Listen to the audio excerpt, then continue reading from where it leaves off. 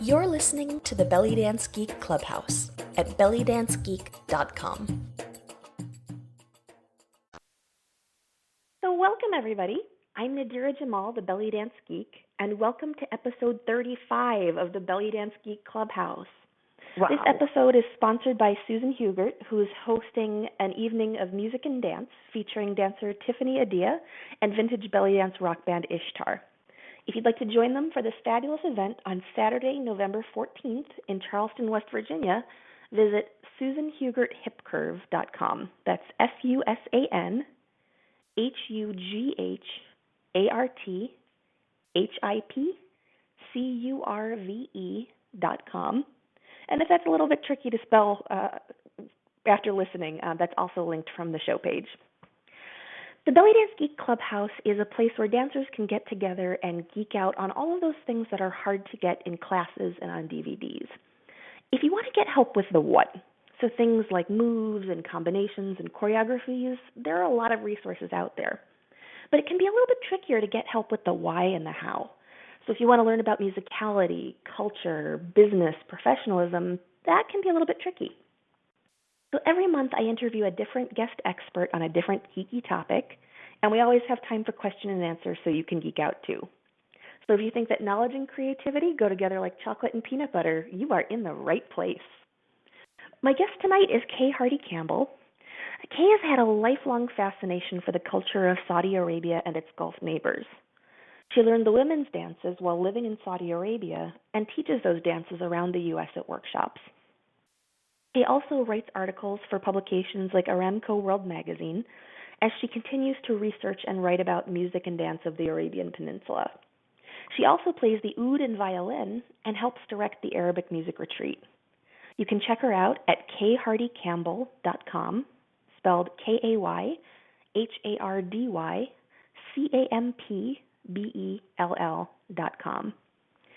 And tonight, Kay is going to talk to us about Khaleegy dance. And for those of you who are listening to this in front of a computer or maybe even your phone, she's prepared a YouTube playlist that she's going to refer to throughout this. You don't need to be able to watch the videos immediately, but it is handy to know what she's going to be referring to.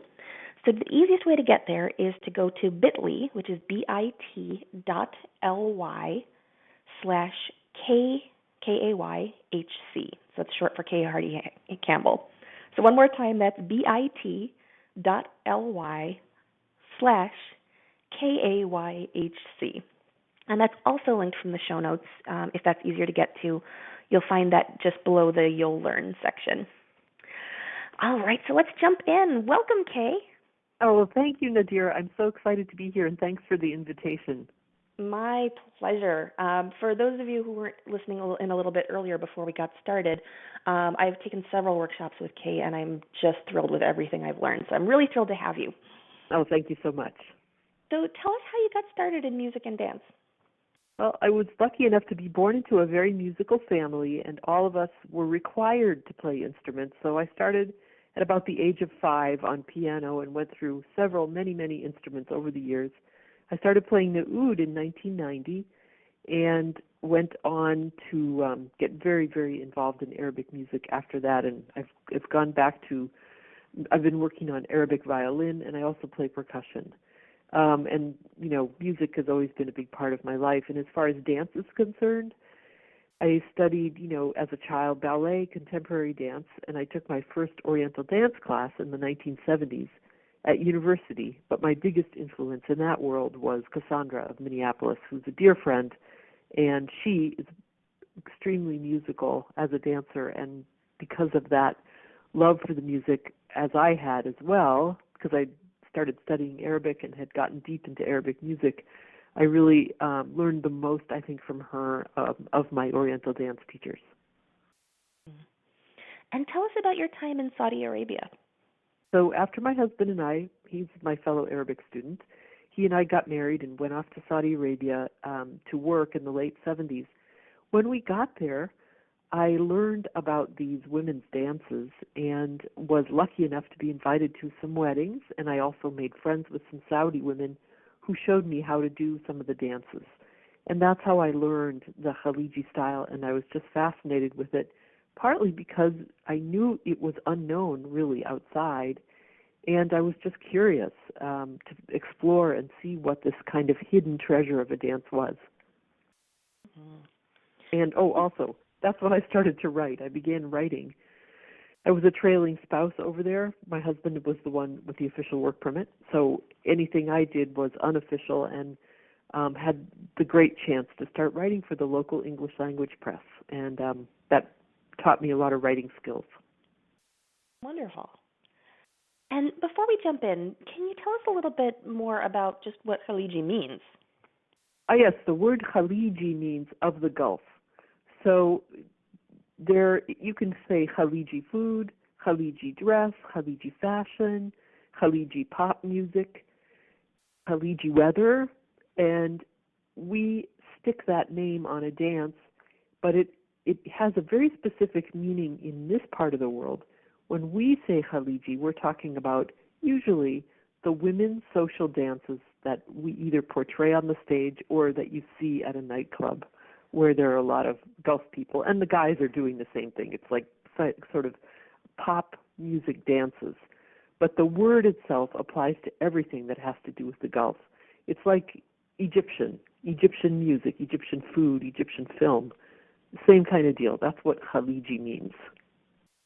Gotcha. I hope that makes And what sense. countries are we usually thinking about when what countries would be covered under that umbrella?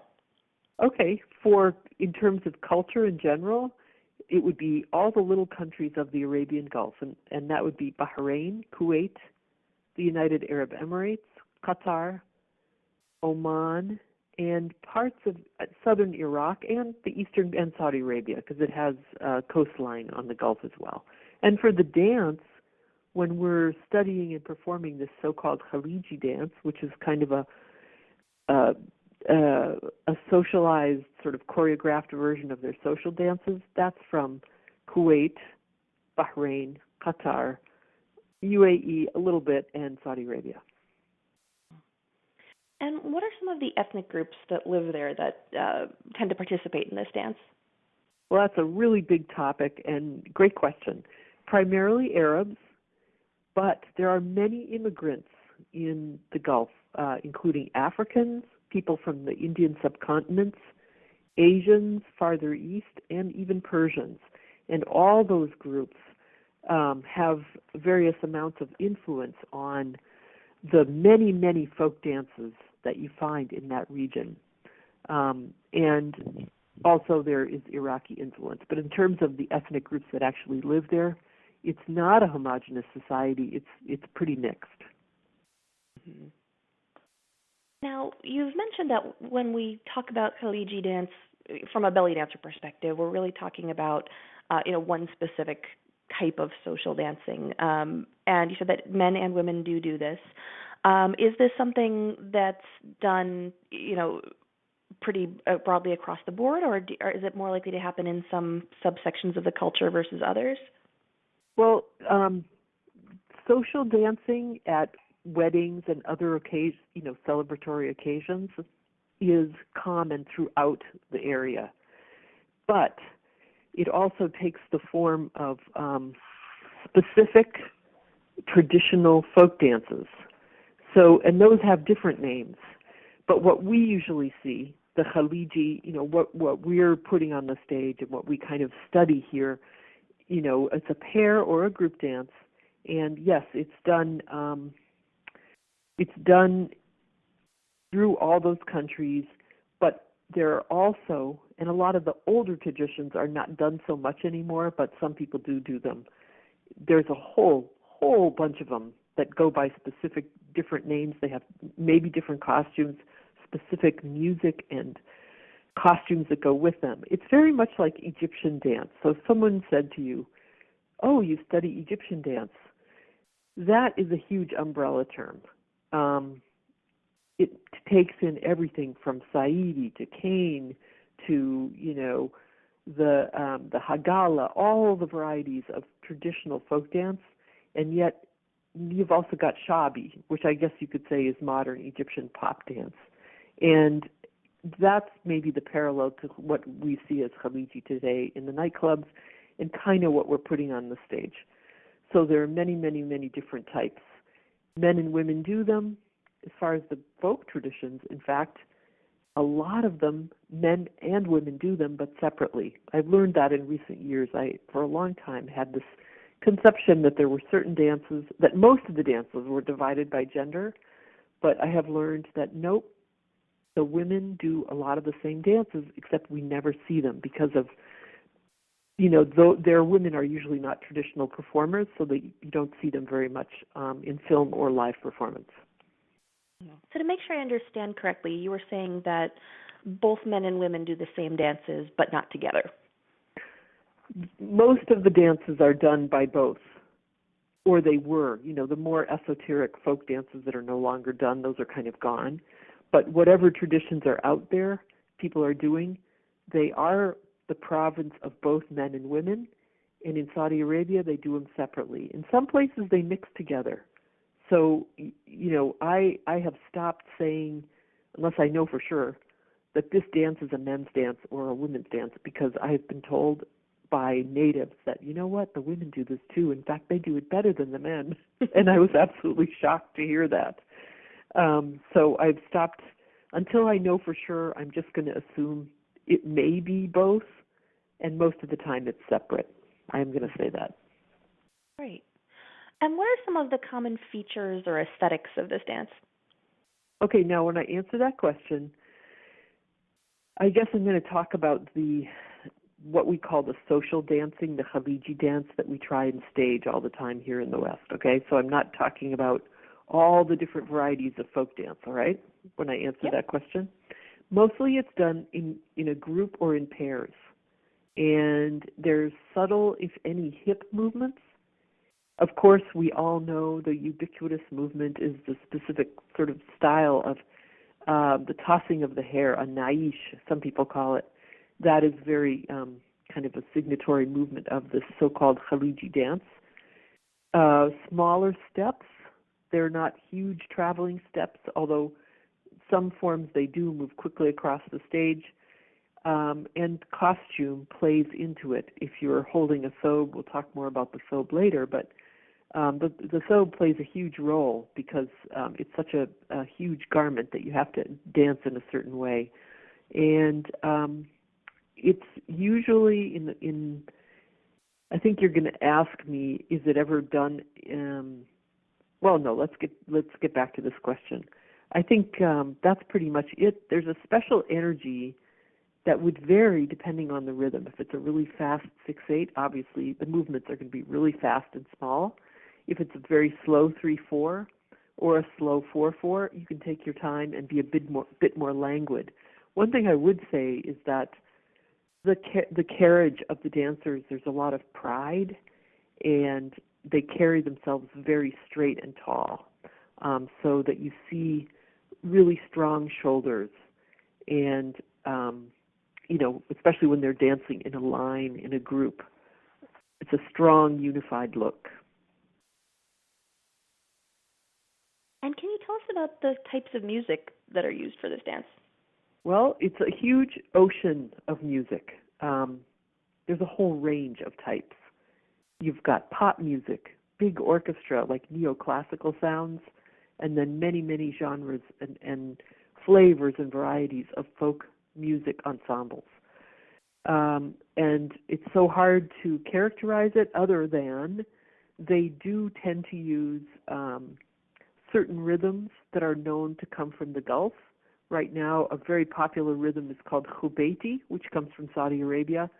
And there's an Iraqi 4/4 and an Adani 4/4. These are very, very popular right now. But it's very complicated what the rhythms are. It's like there's a whole family of rhythms, just like there is in Raqs Sharqi. The same complexity, the same number of rhythms. You know what I mean? The same variety. You have the same in the music of the Gulf world. Absolutely. And I think so many of us, when we learn Khaleegy in a belly dance class, only learn the doom, doom, kiteka, doom, doom, kiteka. And there's so much more out there. Yes, and it's partly because we didn't have a lot of material to work with at first. And now we've got a lot more music, So we're hearing it a lot, and over there things are really hopping as well, and they're experimenting with different types of music, different rhythms as well. Mm-hmm. And do you know of any good rhythm resources for more Gulf-style rhythms? Yes, there's a fantastic book that's just come out, and it's by Dr. Lisa Urkovich, and the title of it is, hold on a second. It came out on Routledge. You can buy it on Amazon. Her last name is spelled Urkovich, Urkevich. The title of the book, Music and Traditions of the Arabian Peninsula. And it includes descriptions of dances at women's weddings of all kinds, and it comes with a great CD. She has a lot of charts of rhythms as well. And even if you type in, if someone's really interested in this, email me and I can send you a link. There's a whole series of YouTubes of some person just playing some of these rhythms on YouTube. It's kind of interesting. This has come out in the last year or so. Great. Why don't I get that from you after the call, and I'll make sure that gets into the show notes. Okay. Excellent. Great. I'm so glad I asked that. Yes, good question. All right, so we've talked rhythms and we've talked genres a little bit. Are there any particular singers or songs that would be particularly helpful for people to start listening to? Well, that's a huge question. People ask this all the time. I really like the singer Balqis right now. She's one of my favorites. She's from the United Arab Emirates, and she loves to mix the modern pop with some of the traditional rhythms. She's very popular, and her name is spelled B as in boy, Alqees. You can just YouTube her, and you'll find a lot of her songs. Another big pop star, Majid Mohandas, is very popular. Faisal al-Rashid, Rashid al-Majid. There's the singer Asma, Hussein al-Jasmi. All these are big pop stars that are modern, who are doing the modern Khaleegy sound, which is, what you're going to hear in a nightclub. If you go to a nightclub where people are dancing Khaleegy style, those are some of the names you'd hear. Mm-hmm. And one thing that we've worked with a little bit in one of your workshops, and I've also seen in some of your YouTube clips, is this kind of group clapping method. Can you tell us about that?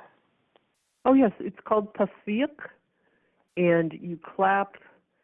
It's a way of making a hollow sound with your clapping, and they use it as a syncopated rhythm, and there's literally a whole rhythm section of clappers in a live performance of traditional Gulf music, and they use it in pop music as well. And what I like to, often if you see dancers who are performing, a pair of dancers who are performing to a live audience and there's a bunch of clappers, when they start up, the girls do a little shimmy movement that I like to call kahraba. It's like just the tiniest little shimmer as they continue dancing as a way of kind of reacting to the clapping. Mm-hmm. I really enjoyed doing that just for the participation aspect, just kind of being involved in this very complex rhythm as part of a group was really fun. So if anybody ever has the opportunity to do that in person, I highly recommend it. Oh, learn how to do the clapping pattern, mm-hmm. You mean? Yes, it's tough to learn, and they have, when they do it, when they have a session with clappers, they'll have one person who's kind of the leader of the clappers who starts them and then ends it. And there are many, many different patterns of syncopation. It's fun to listen to it. If you like to geek out on rhythm, those clapping patterns are quite fascinating. And is there anything else you want to tell us about the music before we move on to more questions? Oh, I could go on for days. I think it's really exciting that there's a whole generation of new Saudi female singers who are coming to the fore. And my favorite one is, let me see if I can remember her name, Bint Alhan Bint Salim. Really great singer. And if you just keep your ears open, you'll see, if you get into this YouTube loop and you start looking and listening, you'll find her. She's just a delightful voice. And Balqis is just great. She has such a wonderful spirit. I do want to mention on the YouTube clips, I think it's one of the last clips is a piece by her called Mabruk, a latest video that's very, very popular in the region right now. And I got that clip courtesy of Mark Balahadia out of New York. And it's Balkis is the singer, and she's performing in a women's party where they're celebrating a marriage. But they also keep flipping back to the men's side of the party, because in Saudi Arabia, men and women they celebrate the wedding separately. And the men's side, they actually have a professional folk troupe.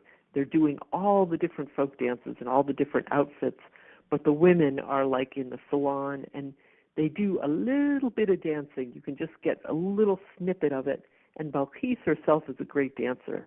So it's really fun to watch, and it's actually filmed in a real Saudi family. Kind of controversial, but extremely popular. My theory is one of these days someone's finally going to film the actual women's wedding party, and we'll finally get to see these dances. But until then, it's as if we have to imagine and use whatever resources we can to understand what the steps are that they're doing in those very private events, because we really don't have any footage of a real Saudi women's wedding party or a Kuwaiti women's wedding party or a Bahraini women's party, because those are really still private events. All right, and I took a look at the playlist, and that is number 12. So if there's anybody who wants to dig in there, just head over to number 12, and the title begins with Balkis, so you'll find it easily. She starts out doing a beautiful improvisation it's wishing the bridal couple well, and then it flips right into footage of the actual party for the bride and her mom and all her friends. It's actually wonderful. Excellent. So let's talk a little bit more about the cultural context of the dance. So we've talked about weddings. Are there any other contexts in which this tends to be done? Yes, it would be done these days for National Day celebrations, especially in Kuwait. Kuwait is a big proponent of these large choreographed live performances that get broadcast on TV throughout the region. They've been doing it since the 70s.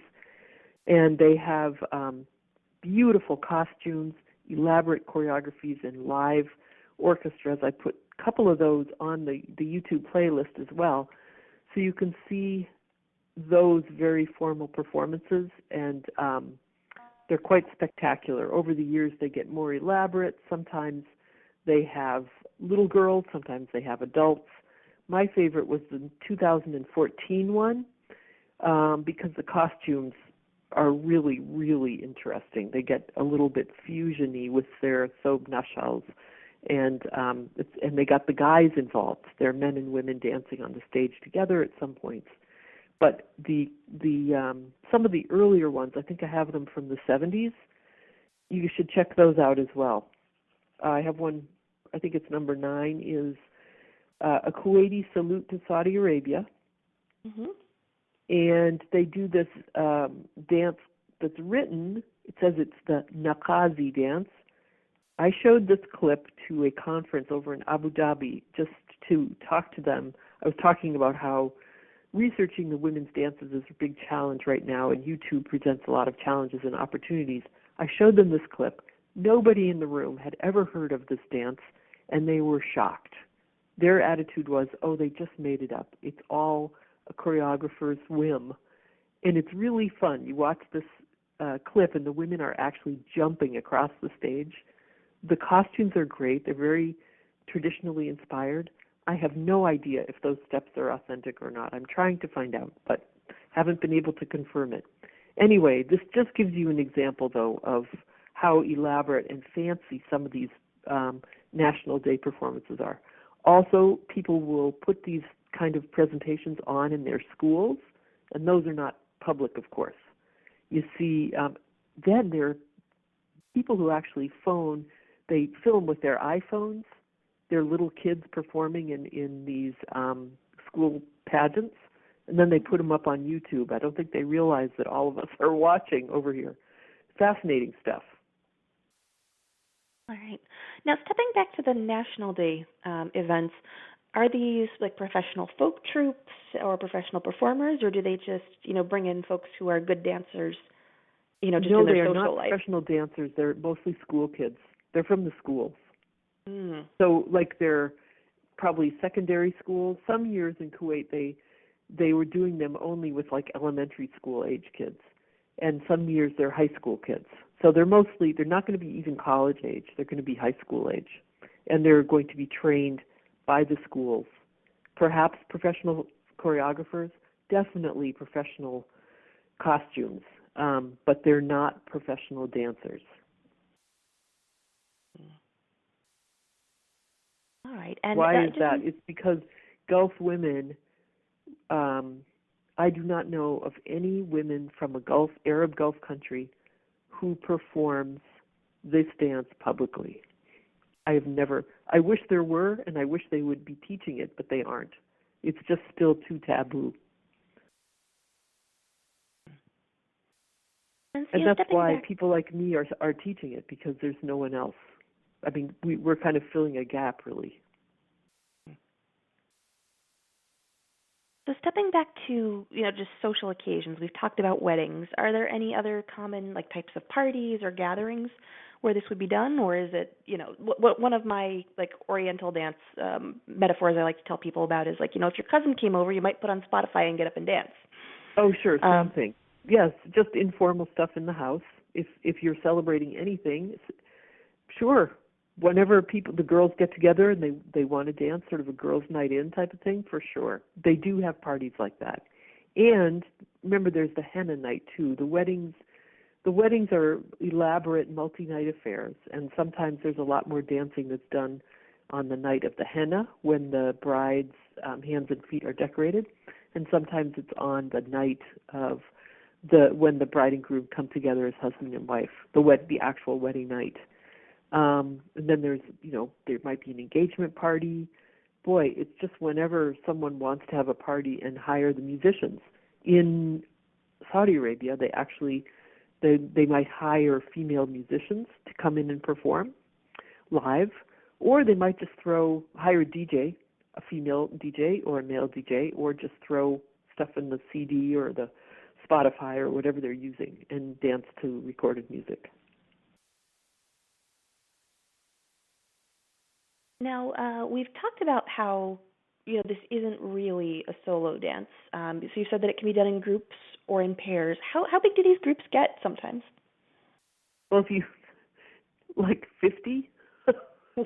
I mean, you look at some of the stage numbers that you have on the stage, the Kuwaitis that they do, it's a lot of people.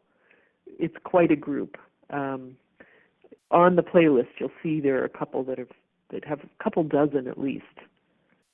But, you can get away with pair dancing. You've got that on the playlist as well. That's a tradition as well. If you can have 2 or 3 or 4, and the sky's the limit after that. Look at the 2014 Kuwaiti National Day clip. I mean, they're at the end, the finale, I think there's 200 people on the stage. And when this is being done in a more, casual social setting where you aren't likely to have a choreography, how do the groups interact with each other? Are there leaders or followers, or does everybody do their own thing? Well, it's both. Sometimes, I would say, they're all going to be interacting kind of like we would do if we got up to just groove to, whatever music we wanted to be listening to. I think we just sort of do it naturally, and it's the same over there. You definitely make eye contact and you have a good time with it. Most of the time you're not just sort of a lone ranger. You're going to be looking at someone, there's eye contact. You might be following each other, you might not. You might just kind of echo a movement and then move on. If you look at that Balkis video on the playlist, you can see a little bit of that going on with the women who are dancing. There's very little shown, and most of it's Balkis herself who's trying to, because she's not a Saudi and she's not a member of that family, she can dance a little bit more. She's the performer after all, and so she's kind of trying to get them going. But there's a couple of moments where you can see that she's actually dancing with someone. So have a look at that real closely, and you can get a sense of how they interact. Okay, one more time, everybody. That was number 12 on the playlist if you want to take a look. Great. And so considering that often a lot of us Oriental dancers are doing solo shows or, more formal presentations outside of this, social dance context, do you have any tips on how to adapt it to a performance setting? Right. Well, take a cue from these National Day performances. And what I would say to that is simplify your choreography. Try not to make it look like a line of cheerleaders. Keep your stance really proud, and make the movements smaller, because when you've got these incredibly gorgeous thobes and you're all like 6, 8, 10 of you in a row, the smaller the movement, the more interesting it is to watch, really, I think. And of course, you can vary the intensity and the sort of volume and the magnitude of your movement, but the more subtle, it looks pretty great, actually. And don't be too complicated, but I think that would pretty much cover it. I think that would help. And the whole issue of dancing in the thobe, it takes on such a huge dimension. It's really important to think about that. Great. Can you tell us more about that? Yes. Okay. So first off, for people who don't know what the thobe is, can you explain it? Yes, the thobe is a large square overdress. It's almost like a long, full-length poncho that drags on the ground behind. Thobe means dress or garment in Arabic, and the Khaleegy thobe is a term that we use, the Gulf thobe, for these dresses. They go by many names, and the most famous one is thobe an-nashal, and that's the most elaborate, sort of dripping with gold embroidery and sequence that we all covet and love. And when you dance with that, you are echoing not only how they do it when they're doing sort of a National Day presentation or a ceremonial celebration, but you're also echoing how in the past people used to social dance with those thobes. If you look at an example of that is clip number 1 on the playlist, which shows a pair of women dancing in a Gulf. They've got their thobes on, and they're dancing in a salon or a majlis where everyone's sitting on the edges of the room on the floor, and they've got their thobes going. And also number 7 is one of my absolute favorites, which is another pair of women who are excellent dancers. I believe they're a mother and daughter, and you can see how they dance together. This is the pair dancing aesthetic. I think these two really have it in spades, the women in number 7. And you'll see how they're dancing with the thobe as well as in it. And they don't swing it too much. It's just they're draped in it. And they lift it up, with one arm, and they're not swinging it. If they do make moves with it, it's a really hard aesthetic to explain, but they are they're not whipping it around. To them it's a ceremonial gown, and it's kind of a precious thing, so you have to kind of respect it. I guess that's how I would characterize it in my current thinking. Mm-hmm. And this is usually worn over just regular party clothes, is that right? Yes. Well, in the old days, traditionally, they would wear it over a shift, a full-length dress with long sleeves that goes by many, many different names throughout the Gulf, from dishdasha to miqta and dira, nafnuf. There are all these different names for the various, and kandura is another word for the underdress that goes under it, and then underneath that would be pantaloons, okay? So the thobe itself is just one layer of the traditional dress. In a social context 50, 60 years ago, yes, they would just put the thobe on top of their party clothes, and if you were going to perform it today, I always advise troops and groups to wear like an underdress, which would be a full-length gown with long sleeves, a simple cut gown like that. And what's the role of the thobe today?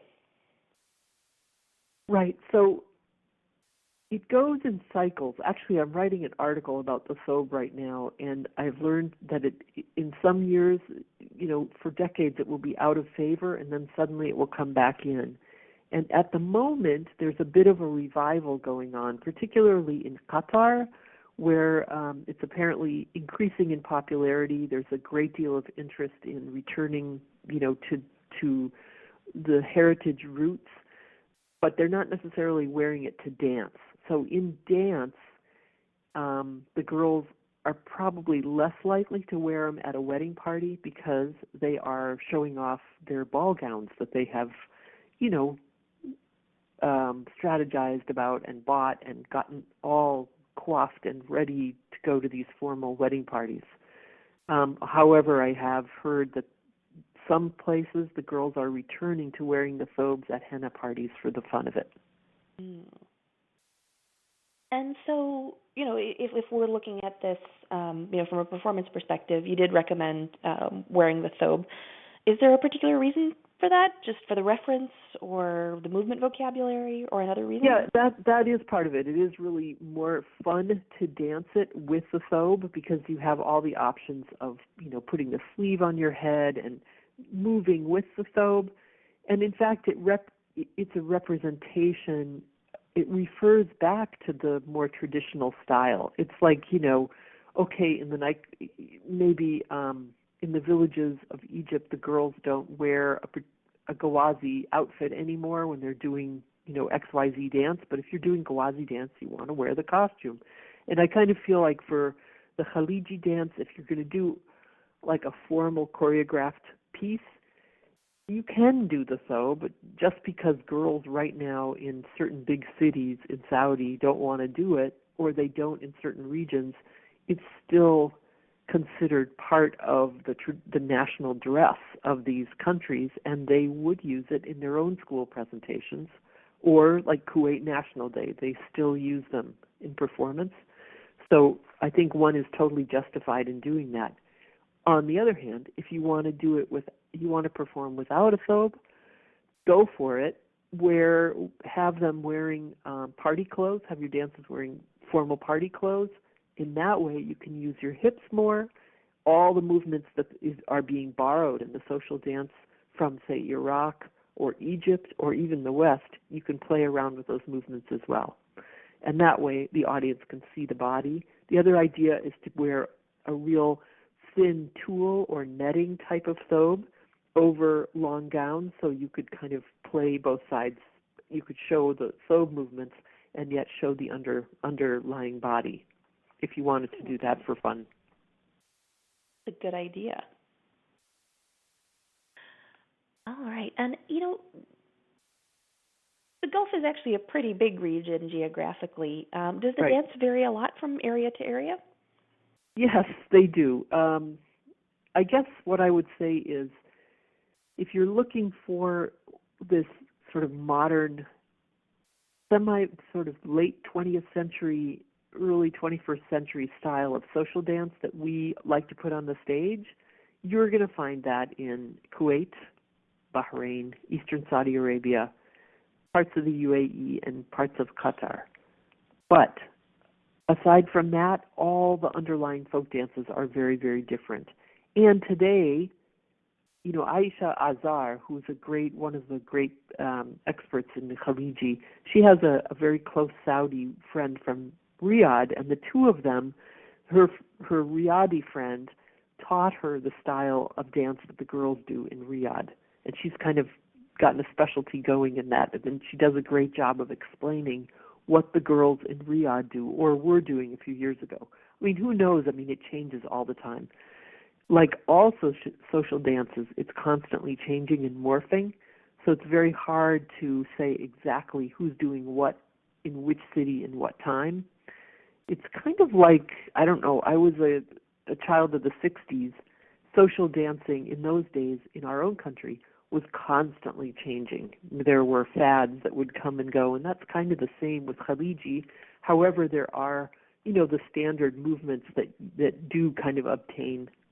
But on top of that, you might see variations from city to city. Great. And for Western dancers, what are some of the challenges of learning this dance? Oh boy.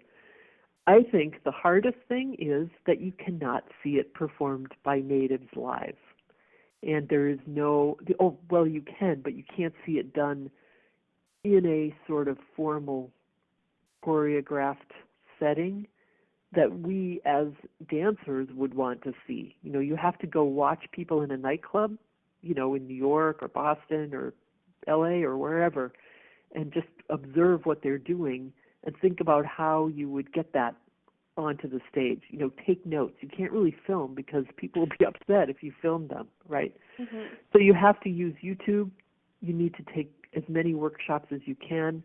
I also really, really advise everybody who's interested in this topic to join the fantastic Facebook group that was put together by Leila Moulay and Mark Bala Hadia. And the name of that group I highly advise you join it because you can learn so much there. There are over 2,500 members now, and people post YouTubes all the time in there, and we're always discussing what's going on in the news and the trends in dances of the area. It's called Dances of the Arabian Peninsula, Iraq, and Southern Iran. So you should definitely join that Facebook group. So that's the biggest challenge, I think, is that there's so little material that's, easily found and used. There are a handful of people who love this style of dance and teach it. I mean, I'm happy to mention them. I recommend any of these guys for workshops. So Leila Moulay in the UK, Mark Bala Hadia in New York, Latifa in Maryland, Khadija, Colorado, Cassandra in Minnesota, Aisha Azar in Spokane, Amani Jibril, Augusta, Georgia, and Irina Belopolskaya in Moscow. Those are the ones I know. If I'm forgetting anyone, sorry, but there's a whole group of us that are just kind of fascinated by the dances. And if you can hook up with a workshop or get in touch with them, take a class, that's also a really good resource. Mm-hmm. And are there any other resources that you recommend specifically? I know we had that great music and dance book and CD set. Right. Well, get on YouTube. And I think that, it has a lot of limitations, but that's probably it. Go to a nightclub if you know for sure. There's so many Saudi and Gulf foreign students in the U.S. right now and in London. If you can get to a nightclub and where they're playing Khaleegy and just watch people get up and try the dances and just copy them.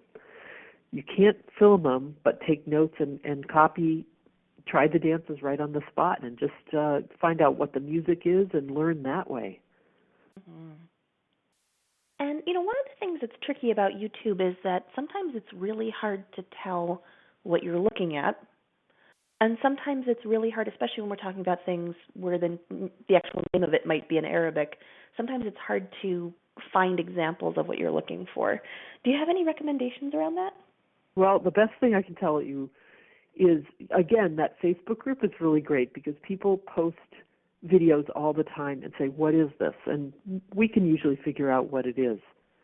I have to say, Sahra Kent, who's an expert in Egyptian dance, she and I were emailing me and back and forth, and she wrote to me, really, YouTube is God's gift to dance researchers. And I would say I have to agree that what's become online in the last 5, 6, 7 years is beyond astounding.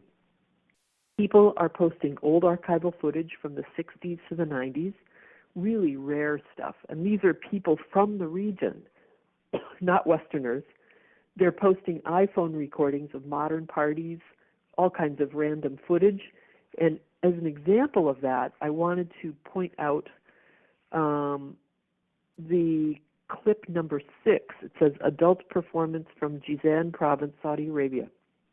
Okay, so this is an example of a really amazing short video taken by someone's iPhone, and it's of a Saudi woman performing at some kind of festival in the southwest of Saudi Arabia, and she's demonstrating the dances of the Najran area in the Jizan province. Extremely unusual.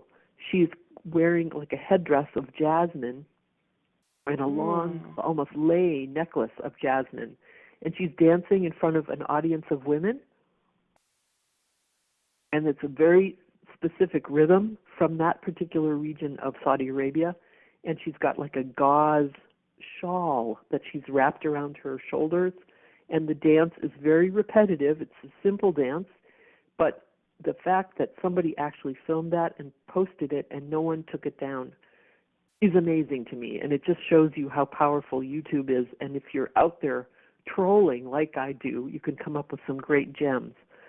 So the pluses are there's a ton of material.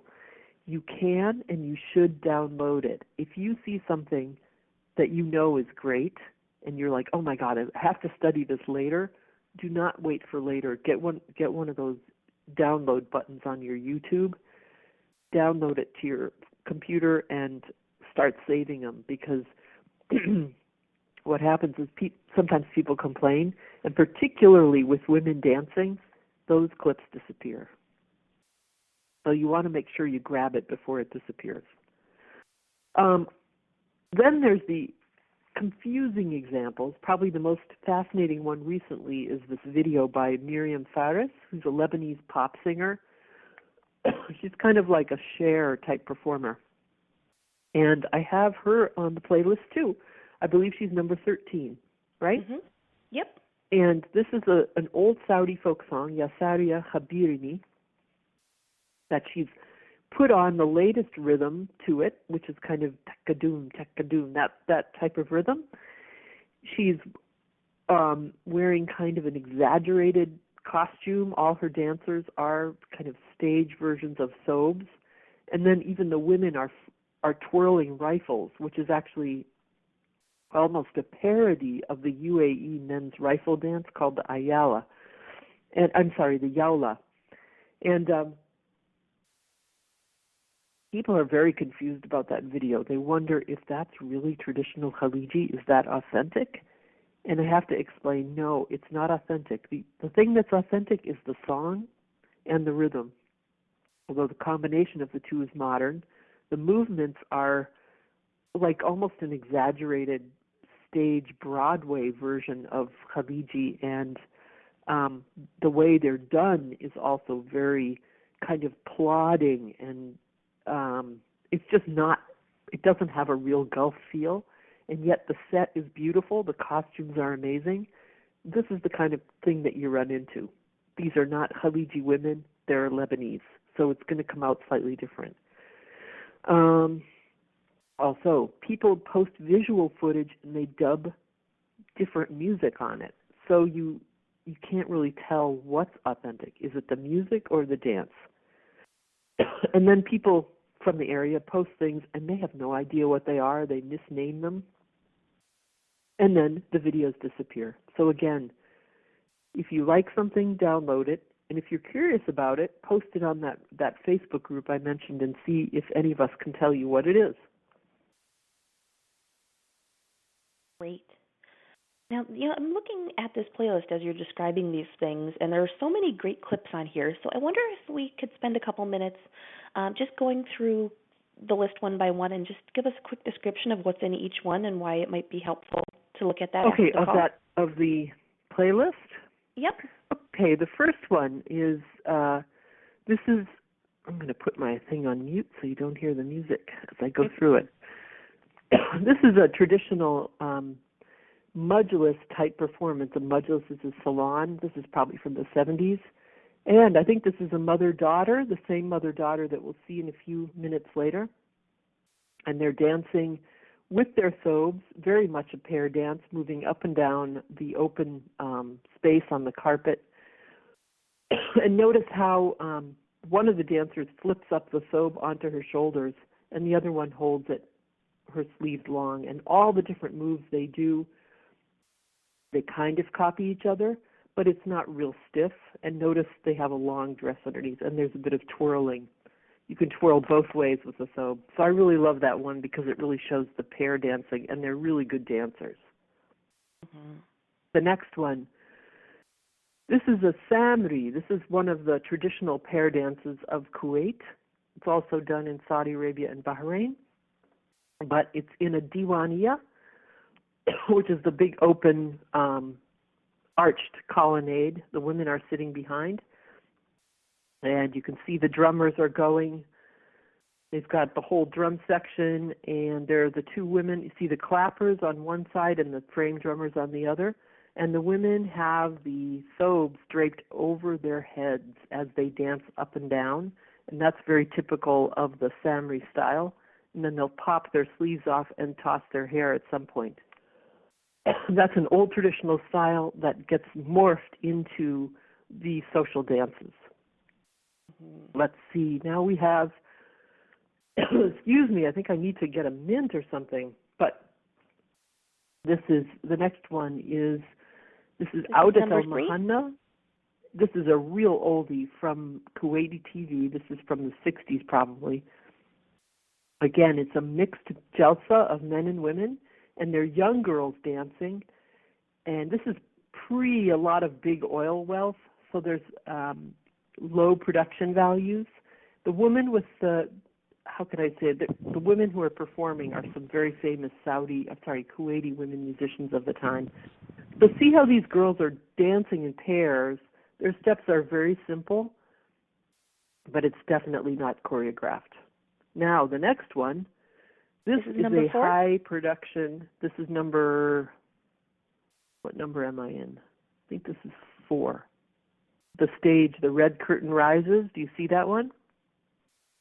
Is that the one by Zidan K? Yes, this is my... Okay, yep. That's number 5.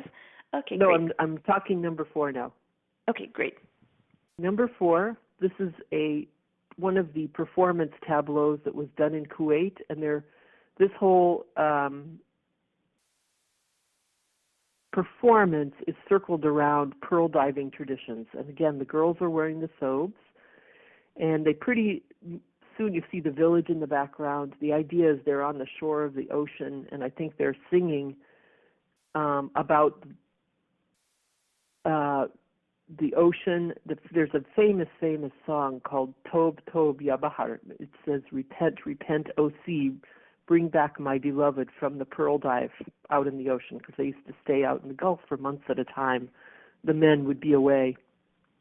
The singer there is a young Kuwaiti named Sana al-Jazar, and Kharaz, and she was very famous. When she was young, she would sing for all these performances with orchestra and all the dancers. So these are choreographed numbers. As you run into this,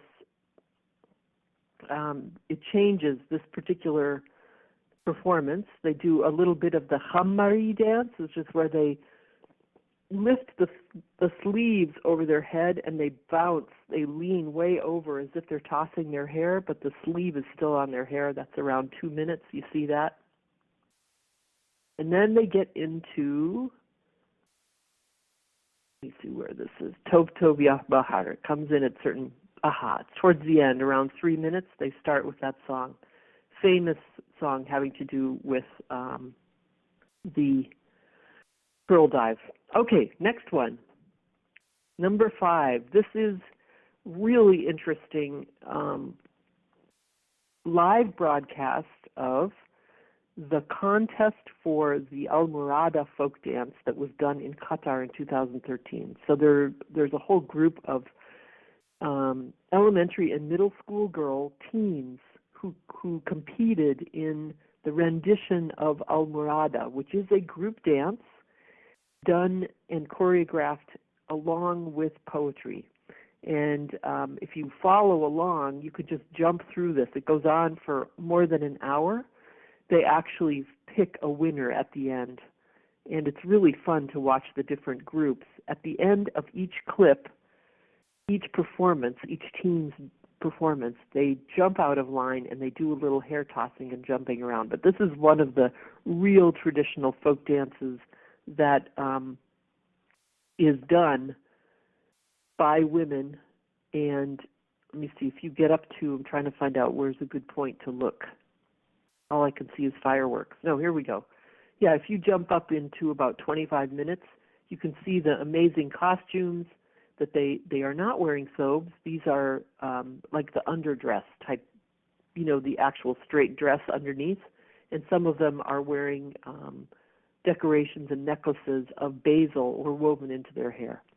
So you can get a sense of how one folk dance has actually been preserved, and they're trying to encourage it in the schools in terms of contests. Then I think I already mentioned this number 6, which was a random video taken of a woman performing at a festival. And I downloaded that one because I was quite afraid it would disappear. So she's wearing green. Notice how she's got this gauze shawl draped around her, and her cap and her headdress is completely covered in jasmine blossoms. I know that is the bride costume from that region, is to have that kind of a headdress. Very fragrant.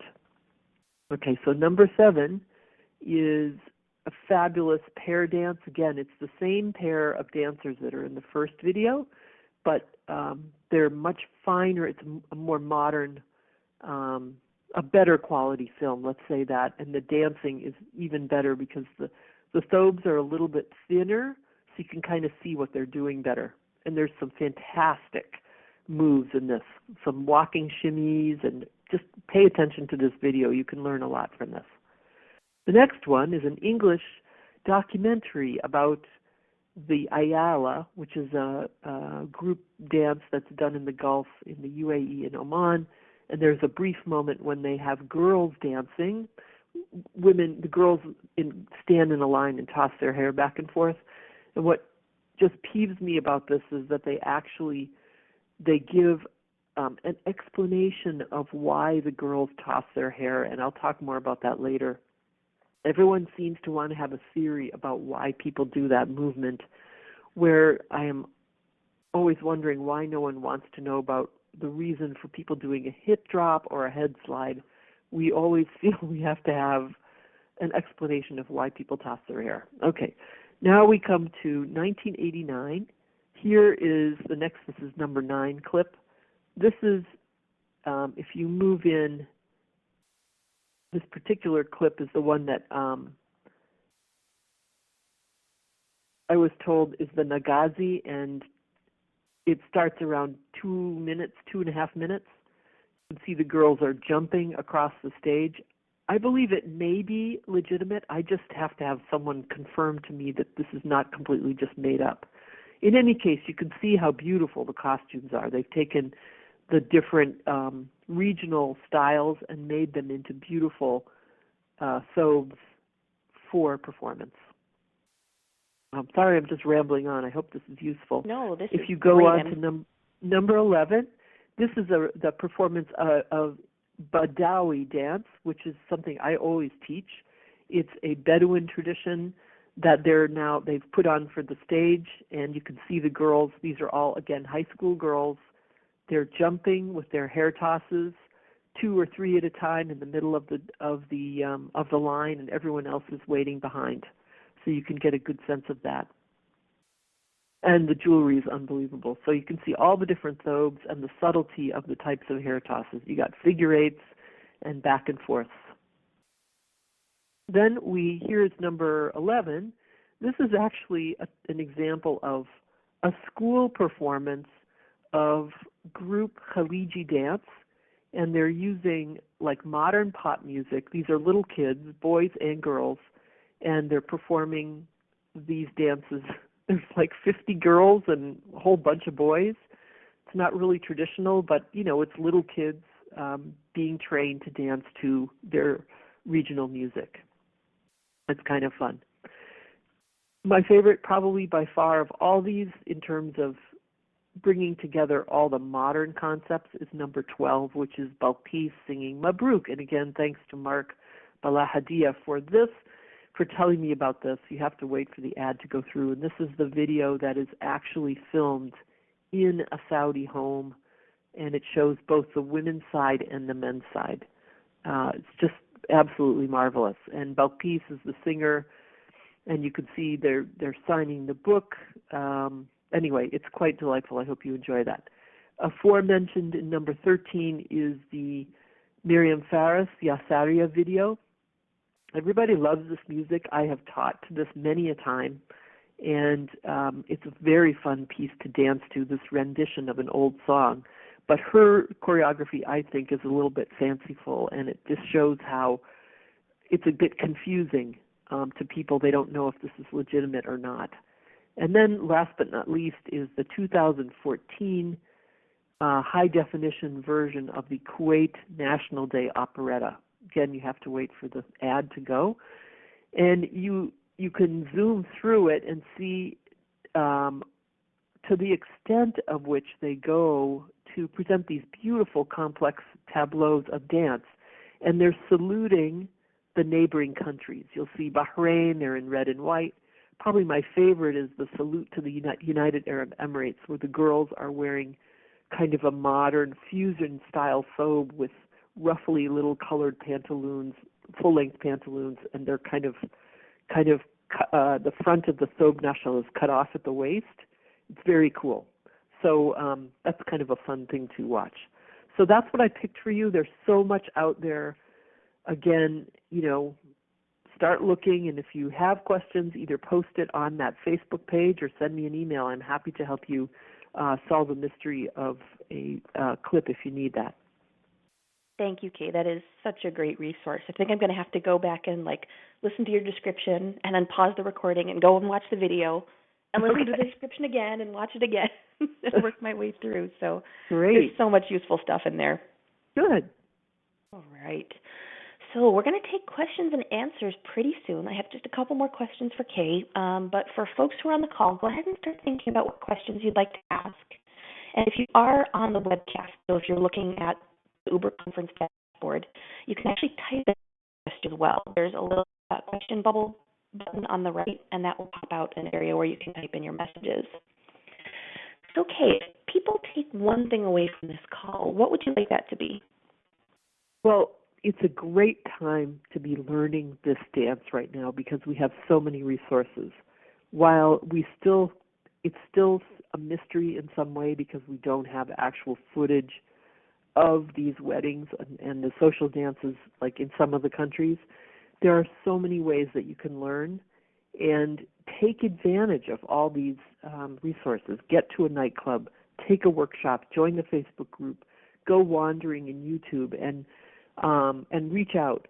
And don't be afraid to try it. That's the thing. It's a really fun dance. It is not difficult to do. There's a lot of subtlety to it. And we all have a lot to learn, I would say.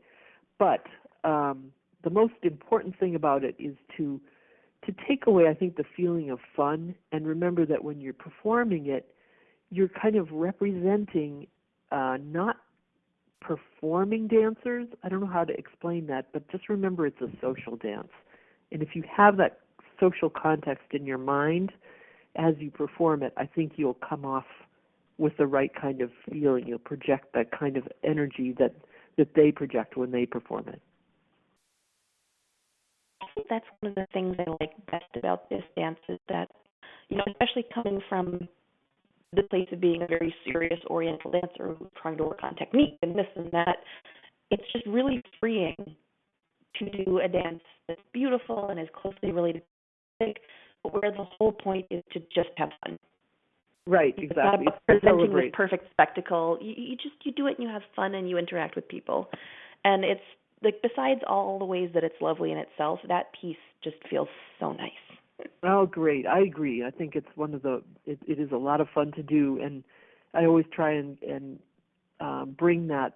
That's what I hope to bring to my workshops and classes is that feeling of fun and exploring what it's like, to dance that way and to think about, that interaction. And if you can get that on the stage, that's the best. To not only have everyone dancing, somehow get that pair dancing feel or the interaction between the dancers onto the stage. Everyone loves that. Mm-hmm. So what are you working on these days, Kay?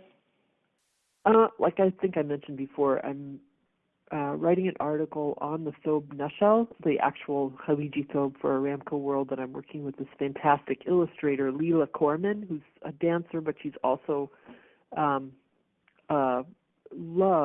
she's an illustrator, and she loves Khaleegy dance. So it's just kind of a match made in heaven, and hopefully it will be out sometime next year, and I will alert the media.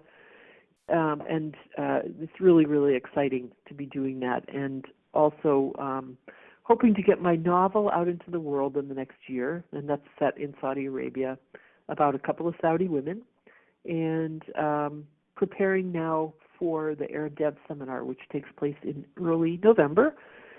And I'm also thinking about maybe doing some kind of workshop, maybe in Portland or Boston this winter. We'll see. If there's interest, I'll probably do that. But if anyone's interested in the workshop, please just get in touch via my website. Yep, and that's khardycampbell.com? Right. Great. And if folks would like to learn more from you, do you travel? Sure, I could travel. Absolutely. Yep, I'm happy to do it. I feel like if people want to come to you, is that an option? Yes, certainly. I do teach privately, although I recently moved up to Maine and I'm out in the country, so I'm not in Boston area anymore. So if anyone's on the line... All right. Sorry for the interruption, everybody. What I was saying is that I imagine the leaves are still pretty nice up where you are, so maybe it would be a nice, just weekend trip, go see some pretty things in Maine and have a lesson. Absolutely. I have a studio at home, and I'd be happy to give private lessons and just getting settled into that. But I look forward to doing that and to, exploring. I haven't done Skype lessons yet. Everyone is telling me I should, so I'm welcome. I'm interested in trying that out if someone wants to get in contact. But we'll just get in touch if you have any ideas. I'd be very interested, and I just can't recommend that Facebook group enough, though. By the way, if I want to mention the name one more time, let me see. It is Dances of the Arabian Peninsula, Iraq, and Southern Iran. Mm-hmm. Probably. I'll include that in the show notes, too. Okay, great. It's a super resource. Wonderful. And you've also got a mailing list, so when you've got stuff coming up, people can be notified, right? Right. You can join my email list and just email me through my website if you want to be on that list, and I'll let you know when there's something going on. Great. All right. So before we open up to questions and answers, is there anything else you'd like to tell us, Kay? I just thank you so much for inviting me. It was just marvelous. And, just looking forward to hearing if there are any questions. All right. So, folks, if you'd like to ask a question, if you're listening on the webcast, you can type in your questions using that little question bubble on the right-hand side. Or if you're calling in by phone or Skype, you can press ** to unmute yourself. If you are on Skype, that's ** on your Skype keypad, not necessarily on your keyboard. So I would love to hear if anybody has any questions, or if not, if you just want to share your favorite tidbit that you learned, or the thing that you're most excited about trying at this point, we would love to hear that too. Hi, this is Chava. Hi, Chava. Hi, thank you so much for You're welcome. For your presentation. I'm not clear about something you said about women don't perform publicly, and so your teaching fills the gap. I'm not clear because the YouTube that you're showing has women performing publicly. So could you explain that again? Right. Those are high school. Okay. What I mean by that is you've got high school girls performing. They're performing in a very specific, sort of regulated, institutionalized, and socially acceptable format. Yes, those are the places you will see the women performing. And you'll see some performances like the mother and daughter pair in the two clips. Those are older, from decades ago. You will see a few old clips like that. You won't see modern clips of women doing pair dancing anymore like that. This is just not done. It's not considered proper. But you will see, like in Kuwait, and the young girls doing the specific folk dance, you will see those. This is what we can see. We cannot see the actual social dance of women at weddings. They're not going to be, that is just taboo from the whole region.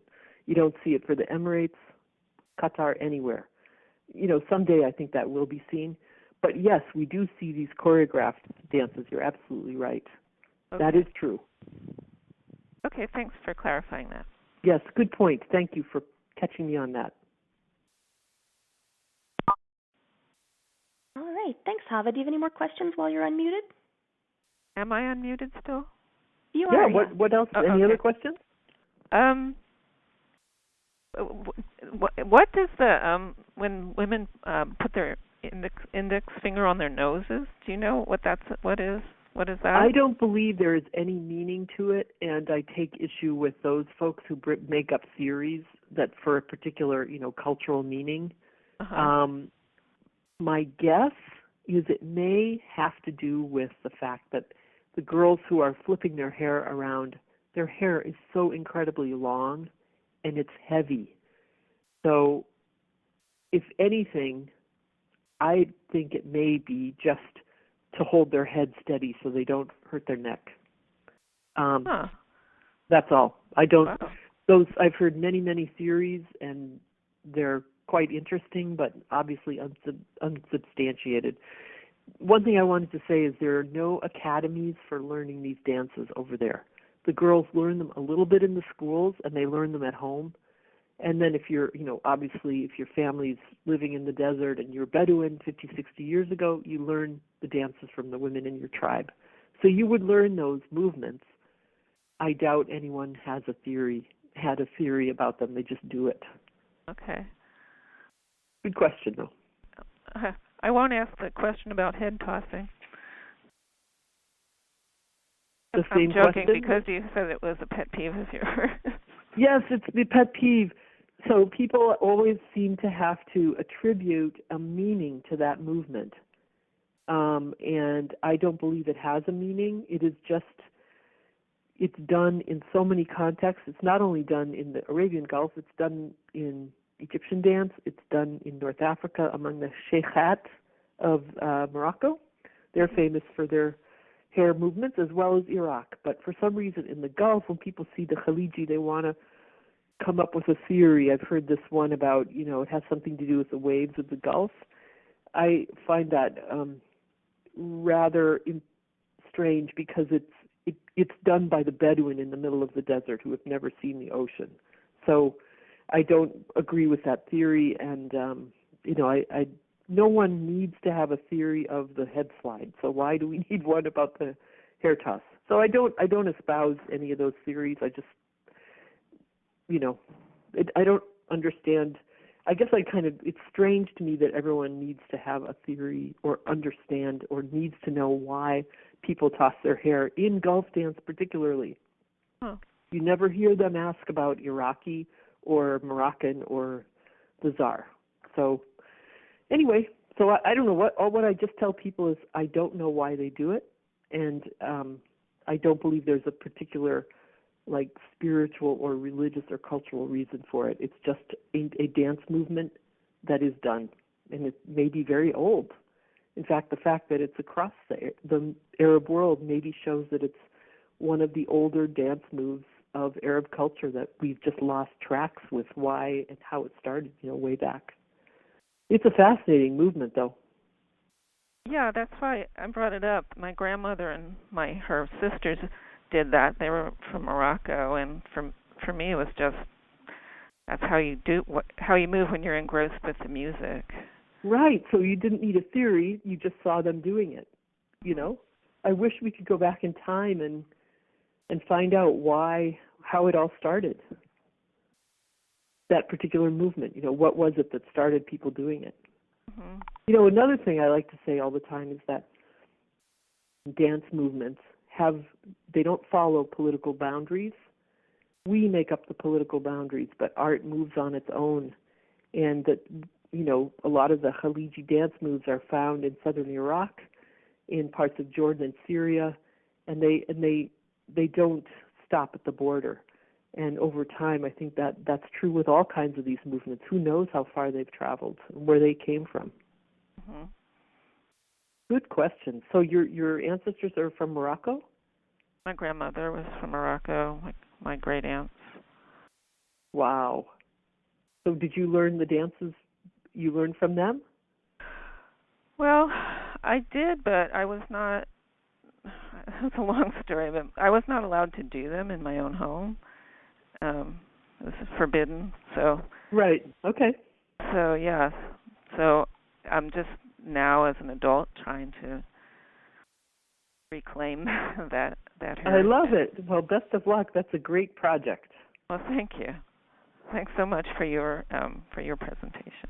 Thanks very much for your questions. Great. So if you think of anything else you'd like to ask, feel free to unmute yourself again, but I'm going to put you on mute again for the moment. If anybody else would like to ask a question or share their favorite learning, go ahead and press ** to unmute yourself. I also wanted to mention that in the webcast, Sandra earlier on asked how to spell Thobe. And just in case anybody else missed it, I think it's usually spelled Thobe. Kay, have you ever seen any other spellings? Yes, there's the real classical Arabic way to do it is Thawb, Thobe. That's kind of the snobby pronunciation, but most people say Thobe now. And it is the same word. The word Thobe actually means, dress. And that's the name of the long white shirt that men of the region wear. They call that thobe as well. Mm-hmm. So it's like a lady's thobe. Gotcha. And by the way, it has different names. I've learned so much writing this article. I don't want to spill the beans right now, but if you get your free Aramco World subscription, by the way, go to aramcoworld.com. You can get a free subscription. You will learn that there are many, many different varieties of thobes that women dance in. One thing I'll tell you is that in Iraq they call it the hashmi, and it's in Kuwait the cut is different. Like some of these videos, if you look at the thobes, some of them have very low necklines, like they have a big V or a circular yoke design. That's very common of Iraq and Kuwait. But more on that in the article. I don't want to give it all away. Sure.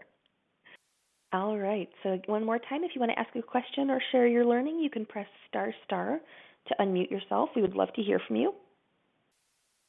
I'd be interested if anyone on the call is, doing a Khaleegy number with their group or is studying it right now or working on a choreography right now. Doesn't sound like it. Oops, too bad. Well, if you have any questions about it ever doing that, get in touch. Yep. All right. So last call for questions. And just while we're waiting, let me just say thank you, Kay. This has been so great and so informative, and you've provided us with so many resources. Oh, thank you. You're very kind. I really enjoyed it, and it's always great to work with you. You had me for a workshop last December, which was great fun, and you've taken my classes, and I really appreciate your support and love this event. I wish you luck with it, and I think it's a great resource to the community. I hope more people take advantage of it. Thank you for asking me to participate, and I hope to see you sometime. My pleasure. I'm sure I'll see you soon. I hope so. I also want to say special thanks to our sponsor one more time. That's Susan Hugert. Be sure to check out An Evening of Music and Dance featuring dancer Tiffany Adia and vintage belly dance rock band Ishtar. So if you'd like to join them on Saturday, November 14th in Charleston, West Virginia, visit SusanHugertHipCurve.com. One more time, that's SusanHugertHipCurve.com. Or go ahead and back to the show notes because it's linked there too. I also want to tell you about something that's going on in the belly dance geek world. On October 9th, we're starting an online course called How to Build a Sustainable Practice Habit. This is a 9-week online course designed to help you stop feast or famine practice and instead to build a long-term sustainable dance practice. We ran this back in January, and it went so well that I'm doing it again this fall. So if you'd like to check it out, you can go to bellydancegeek.com/practice-habit. So that's practice-habit. And thank you everybody for coming, and especially for the great questions. This is the end of our call, but that doesn't mean that the conversation has to end. We've got a private Facebook group just for Clubhouse members, so you can keep discussing what you've learned, share some resources, and I'll send out an email shortly that'll have a link to an invitation. It is a private group, so I do have to approve you before we get in, just to make sure that it's only dancers in there. So just click on the Request to Join button, and then I'll approve you within a day or two. The email that I send out will also include a link to the recording, so if you want to go back and listen, you can hear all of this again, as well as a link to the resources that Kay mentioned on the call. I'll also have a link to our feedback survey. I run the Clubhouse, but this is for all of us, so I'd really like to hear what topics or speakers you'd like to hear from, or any ways that I can improve this call. Our next call date for October is still TBD, so keep an eye on your inbox, and I'll announce that pretty soon. And the last thing that I want to say is that this is the come on in kind of Clubhouse, not the no boys allowed kind. So if you know somebody who would enjoy these calls, you can invite them to join us at bellydancegeek.com/clubhouse. And until next time, happy dancing. Good night, everybody. Good night. Thank you, Nadira. My pleasure. Take care now. Bye, guys. Bye-bye. Thanks for listening.